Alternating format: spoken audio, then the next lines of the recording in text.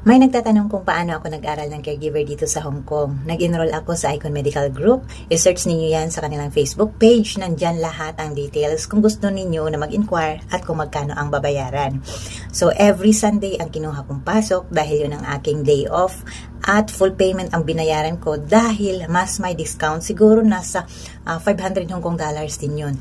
Sa pagkakaalala ko, ang binayaran ko is 2,200 Hong Kong dollars. Pwede mong bayaran installment kung wala ka namang pang full payment. Kapag whole day ang i-enroll mo, matapos lang ang course ng 4 weeks lang or 1 month. Pero kapag half day ka lang, is aabot ng 2 months. Kaya mas okay yung buong araw na lang. Tsaka makafocus ka talaga sa napag-aralan. Kung half day kasi, medyo matagal-tagal matapos. At para sa akin yung nawawala kasi ang napag-aralan ko, ang bilis ko makalimot kasi. Kaya mag-review na naman. Gusto ko kasi kapag mag-exam, fresh at tsaka ready na talaga ako sa examination. Hindi ko talaga nakakalimutan. Pwede kang pumili ng class, morning class or afternoon. Ito pala guys, sa final assessment, hindi ka pwedeng mangopya kasi recorded yan, yung video ninyo ay may nanonood na taga UK dahil ang Icon is accredited sa UK.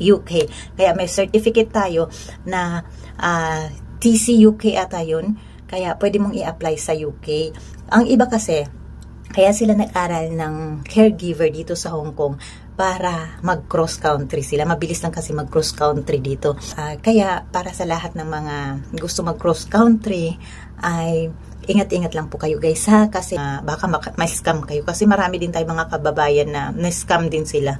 Hindi rin natuloy yung pagpunta nila sa UK at mayroon silang napagkatiwalaan, Pinoy din, pero yun pala nung nagbayad na sila, na-scam din. Hindi naman natuloy yung pagpunta nila sa UK. Kaya kailangan pumili kayo ng mga agency na pwede ninyong pag-applyan kapag kayo ay mag-apply or mag-cross country. Kaya ingat-ingat sa lahat Kung meron naman kayong mga time, mas okay na yung mag-aral kayo kasi chance na natin to.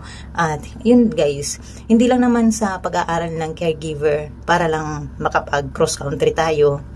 Magagamit din natin yan sa trabaho natin. Dito halimbawa, may inaalagaan kang bata or may alaga kang matanda, mas okay yun kasi meron kang idea at saka yun guys, pwede mong i-apply ang napag-aralan mo sa trabaho natin. Kaya thank you for watching and good luck sa lahat ng mga mag-aral ng caregiver.